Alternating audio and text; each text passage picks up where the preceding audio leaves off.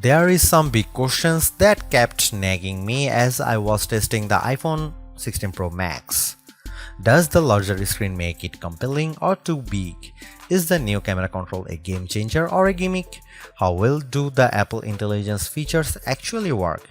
If the iPhone 16 Pro Max has the best iPhone battery life ever, how long does it last? After testing this flagship phone for several days, I'd say that it is indeed a handful, and while I am encouraged by some of the Apple Intelligence features I tested in a beta that's arriving next month, more AI capabilities will be coming later. Still, the battery life from the iPhone 16 Pro Max is insane and the camera's predictably great, so this is one of the best phones money can buy. Apple clearly still has some catching up to do with AI, and the design hasn't changed much with the exception of slightly slimmer bezels. But this is the new iPhone I'd buy with my money. I have been a Pro Max user for years, since the iPhone 11 Pro Max, but after testing the new iPhones, I'm actually torn about the iPhone 16 Pro Max. It has the largest display ever of any iPhone at 6.9 inches. Yes, the thinner bezels help keep the device somewhat compact, but it is still taller, wider and heavier than the iPhone 15 Pro Max, which I thought was the near perfect size and weight for a big screen phone. I have gone from feeling like I cheated the system to feeling slightly cheated. This might be an unpopular opinion, but I think the new Pro Max is a little too big, at least for my hands. It's more of a stretch now to do simple things like scrolling through web pages or TikTok, and once you put a case on your iPhone 16 Pro Max, it's like a mini tank. The good news is that the Pro Max is built to be more durable.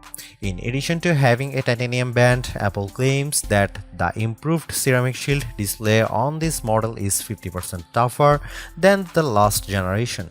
We can't drop these units, but on paper it's encouraging. The iPhone 16 Pro Max comes in 4 colors: titanium white, titanium black, natural titanium and desert titanium. Our iPhone 16 Pro came in the natural, which looks fairly modern, but I prefer the desert color as it pops more. The iPhone 16 Pro and Pro Max displays don't get any upgrades in terms of brightness or refresh rate, but they are still among the best OLED panels on a phone.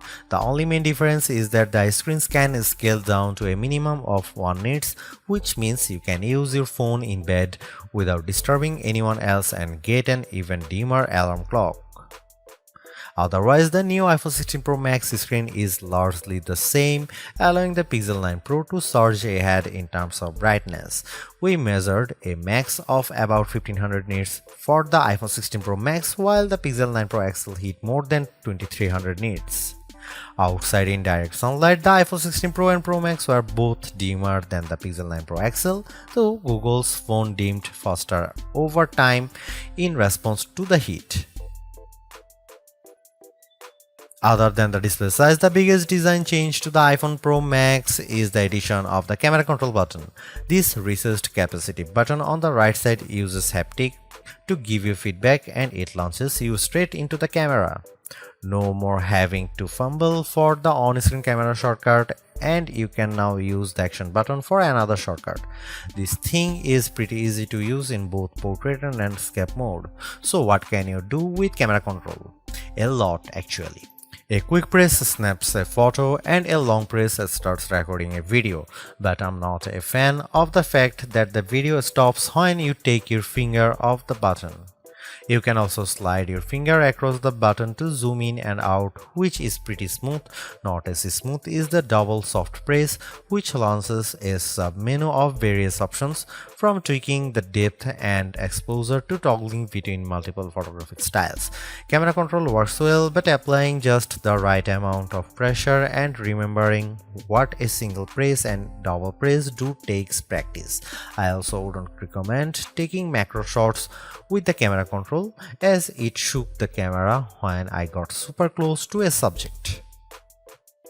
The iPhone 16 Pro Max gets a bunch of camera upgrades, starting with a new 48 megapixel fusion camera for the main shooter that's designed to read data faster.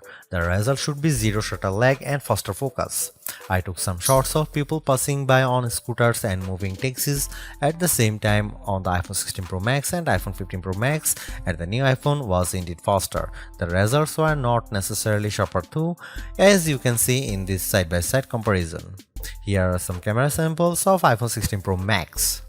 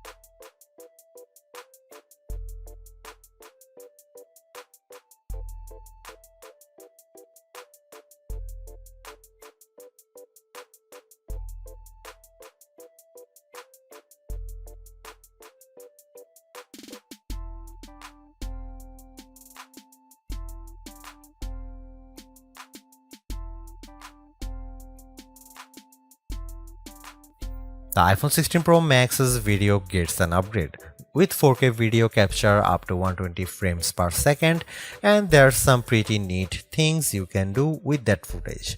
Using the playback speed controls, I could slow down a ping pong match to 50%, 25% or 20%, and the footage still looked sharp.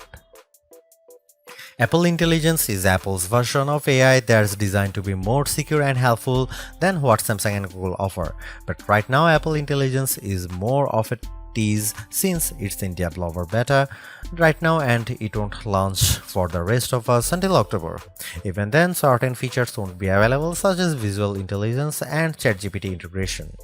So what will you be able to do with the Apple Intelligence starting in October? It starts with a new Siri. The assistant has been revamped, starting with a redesigned that makes the whole outside of the display glow when summoned. And you can type to Siri. Now you are in a situation where you don't want to use your voice. Siri is definitely more forgiving of screws up, as you can correct yourself on the fly and it will still get your command right. I started a timer and changed the time mid-sentence without a problem. You can also ask follow-up questions and Siri will get for the context. Apple Intelligence also delivers a wide range of writing tools. You can have the iPhone 16 Pro proofread your copy for grammar and word choice, or get help rewriting if you want to go for, say, a more professional tone. For example, I put together a mock email demanding a raise and I got something back that is much more appropriate. You can also have Apple Intelligence summarize long passages of text, as I did with a few notes. I wish you didn't have to select all text first, but I did get a fairly good summary of the key points for my short list of this video. Don't want to look up how-to articles? Siri leverages large language models and Apple support info to give you step-by-step instructions on how to do lots of stuffs on your iPhone, from making screen recordings to scheduling a text.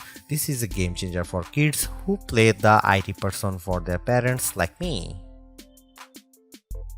If you are looking for an Apple Intelligence feature that tugs at the heartstrings, try making a memory movie. Just enter a key phrase as you prompt and specify the mood, and you will see the iPhone 16 Pro Max create a movie out of thin air complete with music. cleanup in the Photos app, a way overdue feature compared to what you will find on the Pixel and Galaxy, but it is still nice to have. You can remove unwanted objects or people in the frame with just a tap. The cleanup feature worked fairly well when I tried to remove a person from a selfie, but you will get the best results if the background isn't too complicated. The iPhone 16 Pro Max features 8GB of RAM and Apple's new A18 Pro chip built on 2nd generation 3nm tech, which blows away the Android competition in CPU performance through not graphics. I was sucked in by the Infinity Nikki game, which was in beta during testing. The open world puzzler has console-like visuals, complete with realistic looking rippling water and smooth animation as you use a special floating dress to jump from one platform to another.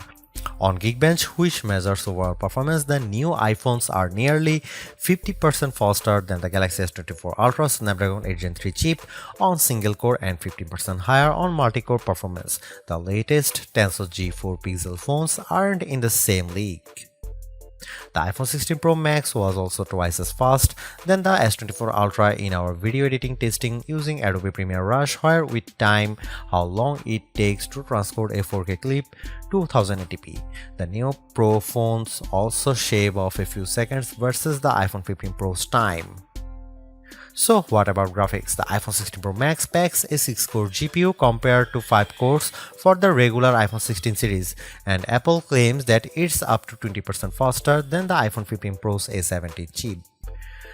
On the 3D Mark Solar Bay graphics test, which has support for ray tracing, the iPhone 16 Pro was 22% faster than the iPhone 15 Pro. However, that's still 18% behind the Galaxy S24 Ultra, which also delivered higher frame rates on the test.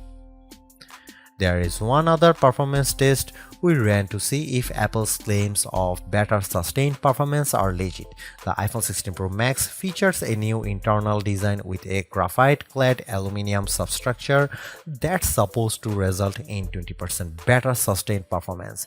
Interestingly, the iPhone 16 Pro Max turned in a very strong so-called stability score of 84% on our 3D Mark Wildlife stress test, which is better than the 75% from the iPhone 15 Pro Max.